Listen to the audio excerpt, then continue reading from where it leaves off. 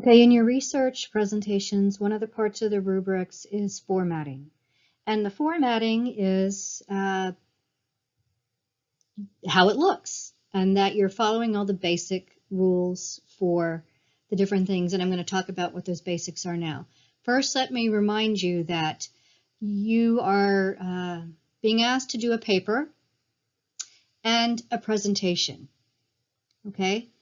If you choose to do only one of those, you will have 10 points deducted. So the highest grade you can get on your research presentation is a 90, okay? And that will be deducted in this particular rubric. So if you just do a paper and you don't want to do a presentation, you will see the 10 points deducted in this section of the rubric. Or vice versa, you don't want to do the paper and you're, yay, I'll just do your presentation. That's fine, but this is where the 10 points will be deducted, okay?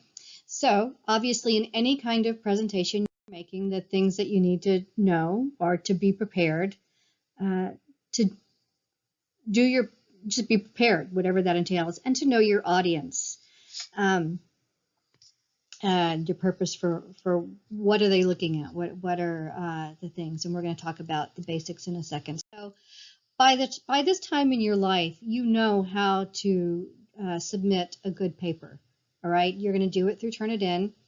I'm not going to count off if it's like 13-point font or 11, but the general polite thing is 12-point font, double-spaced or 1.5, double normal margins. I encourage you to use the Writing Center on campus that will help you edit your work. All right.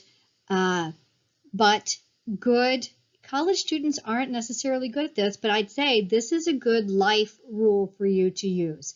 Set your personal deadline to have finished your work a week early. All right. Then just go away from it for a day or two. Just all right. Then you're going to come back and look at it with fresh eyes. Read it over, and you're going to say, did I really say it like that? That doesn't make sense. Okay. When you're in the moment, it's making sense to you. I do this all the time. It makes sense to me in the moment, but a couple of days later, I'm like, that doesn't make sense. So I would finish it early, wait a day or two, read it out loud to yourself, but especially go to the Writing Center and have someone edit it for you. All right. If you have a lot of misspellings and just kind of obvious whatever, I will take off for that, because it's just disrespectful to have in a paper. You know, you're showing that you have care for the topic and you're waiting to make sure that it is stated in the best way. Whenever I have to write a letter, an important letter, or an article for a newspaper or something, I get a couple of people to edit it, because I know that I don't make as much sense to others as I make to myself. And I make silly mistakes because I'm thinking of the big picture. All right. How long does your paper have to be? It's quality, not quantity. Okay. It is suggested that the average research paper would be a good 8 pages. I'm not going to count off on that or the number of words. I can see fluff when there's fluff, and I can see getting to the point when it's getting to the point. Okay, so quality, not quantity. Please don't do fluff.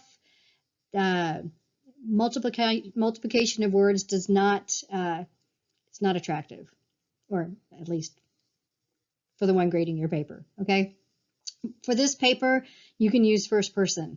And other research papers, it might say not to do that, but for this one, that's fine. I'm not going to count off. So that was the basics for your written presentation. The video presentation. There's so many ways you can do a video presentation. Look at all the different formats that exist on YouTube. You can do a video presentation of just you giving the presentation. You can do a video presentation like I'm doing it right now by doing a PowerPoint and speaking around it. I would love it if you do a fun YouTube presentation. You don't even have to be in the video, and you don't, it could just be a fun presentation teaching a certain concept, and doing it well that I could post to the YouTube channel as a form of evangelization. All right, so if you want to do a YouTube fun presentation with Doodly or however you want to do it, that's great too. You will still be turning in your bibliography and outline, all right? But I will be able to see in whatever video presentation that you do, if it, meets the other criteria of critical thinking, looking at all the perspectives, and so on and so forth. Choose the kind of presentation that you're most comfortable with, unless you want to challenge yourself to do a fun YouTube video. If that's something that's fun for you, that's great, okay? But choose something that you'll be able to end up presenting well, because presentation is part of the grade. All right, and then we have the live presentation. Before class, make sure that if you're going to be doing the video, the presentation in the classroom, or whether you're going to be doing it virtually through Zoom, make sure the technology works. If you get onto the virtual meeting and say, oh, how do I get it? How do I share a screen? I don't, kind of figure that out beforehand. Own it, okay? If you go into your presentation all like, gosh, I don't know what I'm doing, y'all forgive me for all this, that's not really professional, okay? I'm asking you to present it well. If you want to be funny and you want to do a YouTube, that's fine, but I'm asking you to present it confidently, articulately, and well, and to own it. Just being humble and cute and making all these mistakes, in some areas that's great, but in this particular one, do it well. All right, so presentation, just do it well. You can do it.